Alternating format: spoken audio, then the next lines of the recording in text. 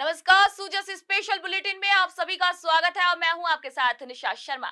आज हम इस खास बुलेटिन में बात करने वाले हैं सरकार की उस पहल के बारे में जिसने न केवल प्रदेश के युवाओं को दिशा प्रदान की है बल्कि गांव-गांव, ढाणी-ढाणी में भी खेलों के प्रति सरकार की प्रतिबद्धता और गंभीरता को भी दर्शाया है। आइए एक नजर डालते हैं हमारी इस स्पेशल रिपोर्ट पर।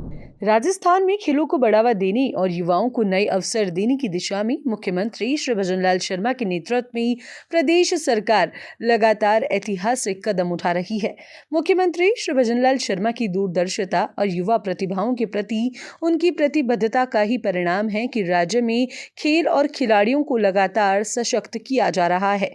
इसी कड़ी में चित्तौड़गढ़ के कपासन को एक ऐतिहासिक सौगात मिली है। यहाँ करीब 1.5 करोड़ रुपए की लागत से एक अत्याधुनिक वॉलीबॉल ग्राउंड का निर्माण होने जा रहा है। इस परियोजना का भूमि पूजन और शिलान्यास नगरपालिका द्वारा नेहरू उद्यान परिसर में विधिवत रूप से संपन्न हुआ। नगर विधायक श्री अर्जुनलाल जिनगर ने वैदिक मंत्रोच्चार के साथ इस खेल मैदान की आधारशिला रखी। इस अवसर पर पूजा अर्चना की गई और शिलान्यास पट्टिका का अनावरण भी किया गया। यह वॉलीबॉल ग्राउंड न केवल स्थानीय युवाओं को खेल के लिए एक श्रेष्ठ मंच देगा बल्कि राज्य में खेल संस्कृति को भी और अधिक समृद्ध करेगा। यह आयोजन मुख्यमंत्री श्री भजनलाल शर्मा की दूरदर्शी सोच और खेलों को प्राथमिकता देने की नीति का जीवंत उदाहरण है। सीएम श्री भजनलाल शर्मा का यह मानना है कि खेल केवल शारीरिक स्वास्थ्य का माध्यम नहीं बल्कि युवाओं में अनुशासन और लक्ष्य के प्रति प्रतिबद्धता का भाव भी जगाते हैं। यही कारण है कि उनकी सरकार यह सुनिश्चित कर रही है कि कोई भी युवा सिर्फ संसाधनों की कमी के चलते अपनी प्रतिभा को पीछे ना छोड़े।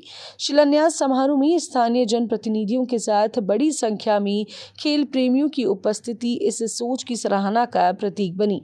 कार्यक्रम के दौरान वॉलीबॉल ग्राउंड की आधारशिला रखी गई, साथ ही खेल और साहसिक गतिविधियों से जुड़ी कई प्रेरक पहलें भी की गईं। स्नैक कैचर को आधुनिक उपकरण भेंट कर उन्हें प्रोत्साहित किया गया। वहीं पीएम उच्च माध्यमिक विद्यालय और मॉडल स्कूल की बालिका हॉकी टीम को हॉकी स्टिक देकर मुख्यमंत्री श्री भजनलाल शर्मा की बालिकाओं को समान खेल अवसर देने की प्रतिबद्धता दर्शाई गई।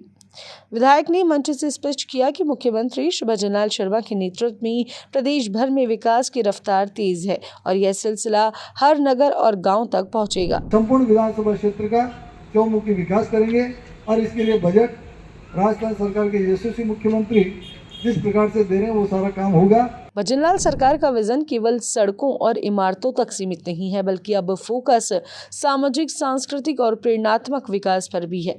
यही बात स्थानीय विधायक ने हाल ही में एक जनसभा में स्पष्ट रूप से कही। उन्होंने बताया कि नगर में महाराणा प्रताप, छत्रपति शिवाजी महाराज और महात्मा ज्योतिबा फुले जैसी महान विभूतियों की प्रतिमाएं स्थापित की जाएंगी। उद्देश्य साफ है, नई पीढ़ी को इन महापुरुषों के जीवन से प्रेरणा देना और उनमें देशभक्ति व आत्मबल जैसे मूल्यों का संचार करना। इसके साथ ही एक और बड़ी घोषणा की गई। उपखंड कार्यालय के बाहर एक भव्य शहीद स्मारक का निर्माण किया जाएगा। यह स्मारक सिर्फ एक इमारत नहीं होगा बल्कि राष्ट्रभक्ति और बलिदान की मिसाल बनकर खड़ा रहेगा। यह न केवल हमारे शहीदों के अद्वितीय बलिदान की याद दिलाएगा बल्कि आने वाली पीढ़ियों को राष्ट्र सेवा की भावना से जोड़ने का कार्य भी करेगा। इस पहल के माध्यम से भजनलाल सरकार समाज के भीतर छिपी हुई ऊर्जा को जगाने का प्रयास कर रही है, जहां विकास केवल भौतिक ही नहीं बल्कि मानसिक और भावनात्मक भी हो।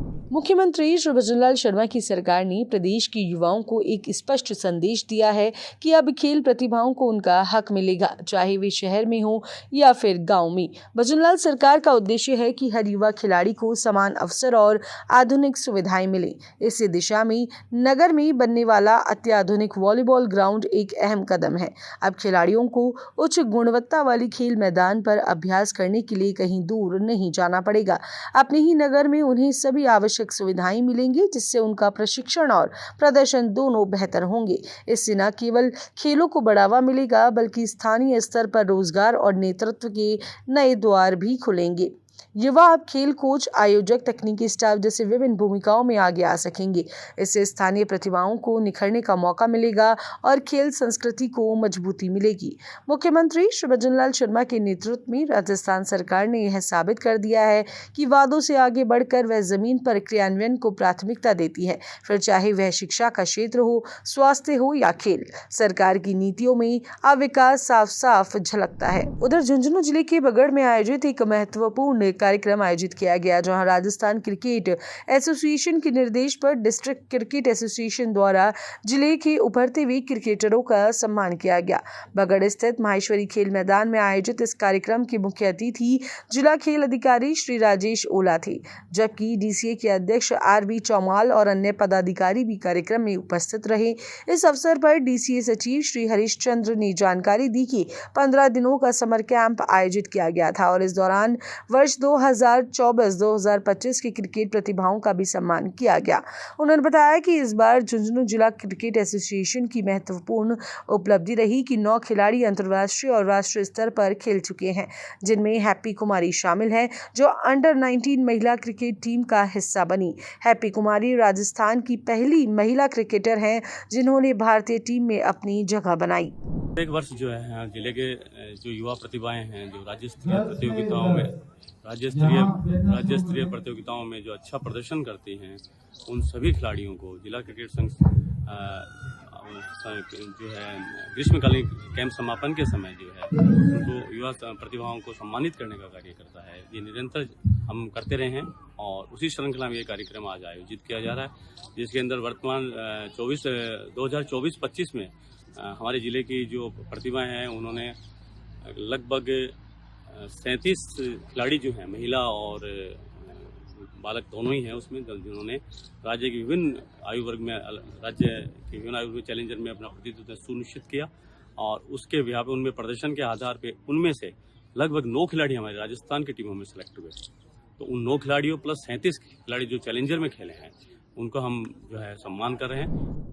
भजनलाल सरकार लगातार खेलों के प्रति ठोस कदम उठा रही है और उसकी अवसंरचना को भी काफी मजबूत कर रही है। इसके साथ साथ ही भजनलाल सरकार खिलाड़ियों को उनकी उपलब्धियों के लिए भी सम्मान प्रदान कर रही है। तो सुजस खास बुलेटिन में फिलहाल के लिए इतना ही, फिर आप सभी से मुलाकात होगी, तो तब तक के लिए नमस्कार।